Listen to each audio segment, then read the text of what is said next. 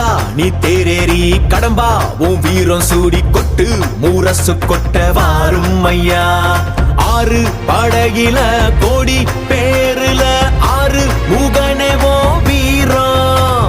கந்த பாத பின்னணித்தோ நடந்திருந்தா அச்சம் மிச்சம் இன்றி போகாதா.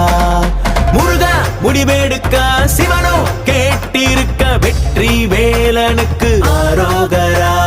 கந்தாணி தேரேறி கடம்பாவும் வீரம் சூடி கொட்டு ஊரசு கொட்ட வாரும் ஐயா.